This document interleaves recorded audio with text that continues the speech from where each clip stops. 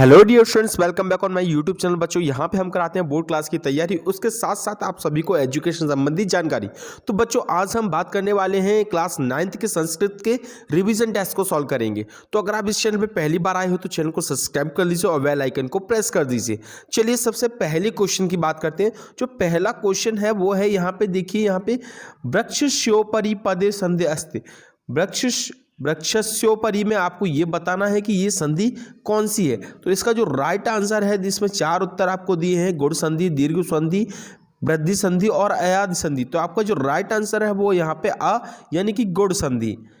पहला question clear हो चुका बच्चों। अब बात करते हैं सेकंड क्वेश्चन की। तो जो सेकंड क्वेश्चन है वो है, कक्षा अभ्यंतर इत्यस्य संधि पदम अस्ति। कक्षा अभ्यंतर में जो संधि है वो कौन सी है। तो इसमें 4 आंसर दिए आपको, कक्षाभ्यंतर, कक्षाभ्यंतर, कक्षोभ्यंतर और कक्षाभ्यंतर। तो इसका जो राइट आंसर है वो है कक्षाभ्यंतर। तो आप यहाँ पे इसको जो राइट आंसर है उस पर टिक कर लीजिए, कक्षाभ्यंतर इसका राइट आंसर है। ठीक है, अब बात करते हैं अगले क्वेश्चन की। देखिए, इसका जो अगला क्वेश्चन है, यहाँ पे आप राइट टिक कर लीजिए। यहाँ पे इसका जो आंसर है वो है कक्षाभ्यंतर। ठीक है, इसके बाद थर्ड क्वेश्चन आता है, अधोलिखित व्यंजनम अस्ति। अधोलिखित में कौन सा व्यंजन है। तो इसका जो राइट आंसर है वो 4 इसमें उत्तर दिए हैं, तदंतर, पावक, कपीश और इत्यादि। तो इसका जो राइट आंसर है वो है तदंतर। तदंतर इसका राइट आंसर है। अब बात करते हैं यहाँ पे अगले क्वेश्चन की। तो अगला क्वेश्चन है, यहाँ पे देखिए, जो अगला क्वेश्चन उसका जो आंसर है, एक एक पदी संधि अस्ति। एक एक जो है उसमें कौन सी संधि है। तो इसका जो राइट आंसर है वो है वृद्धि संधि। ठीक है बच्चों, वृद्धि संधि।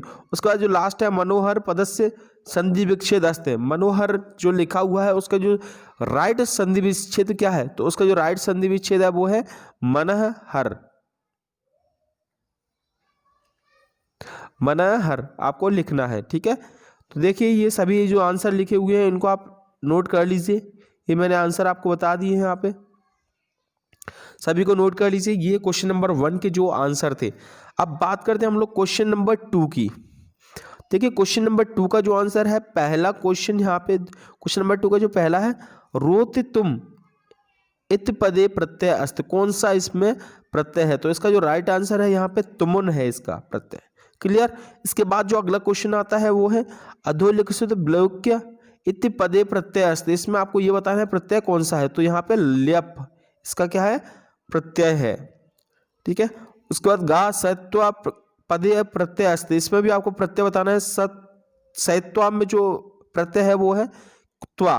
कुत्वा इसका जो, ठीक है, प्रत्यय है। उसके बाद लास्ट क्वेश्चन है घ, उसमें है तमप प्रत्यय अस्ति। तमप में कौन सा प्रत्यय है। तो इसमें आप लिख लीजिए, तमय में जो है वो मधुरतम है।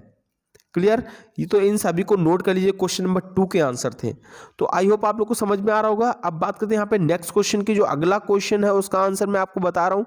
तो अगला क्वेश्चन जो है वो है, देखिए यहाँ पे, गच्छति। गच्छति पदे लकार अस्ति। इसमें आपको ये बताना है कि कौन सा लकार है, कौन सा जो, तो आपको बताना है लटलकार है, ललकार है, या कौन सा है। तो इसका जो राइट आंसर है वो है लटलकार। तो इसका आ इसका आंसर है।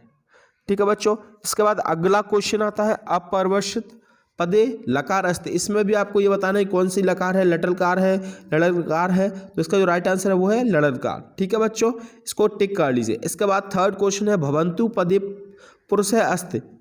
तो इसका जो राइट आंसर है वो है उत्तम पुरुष। नोट कर लीजिए। और इसके बाद है मन्यते इति पदम अस्ति। इसमें आपको बताना है कौन सा पद है। तो आपको याद रखना आत्मेन पदन, इसका राइट आंसर है। सभी को नोट कर लीजिए। क्वेश्चन नंबर 3 के आंसर्स को आप लोग नोट कर लीजिए। इसके बाद आते हैं यहाँ पे क्वेश्चन नंबर 4 के आंसर की बात करें हम। क्वेश्चन नंबर 4 का जो पहला आंसर है यहाँ पे वो है क्रीडतुम। ठीक है, अधोलिखित तुमुन प्रत्यय अस्ति। आपको ये बताया तुमुन का प्रत्यय कौन सा है। तो यहाँ पे ये होगा क्रीडतुम। ठीक है, दत्वा पदे क्रम प्रत्यय। तो दत्वा में क्या होता है ये तो पता ही होगा आपको। तत्वा में जो है वो है त्वा।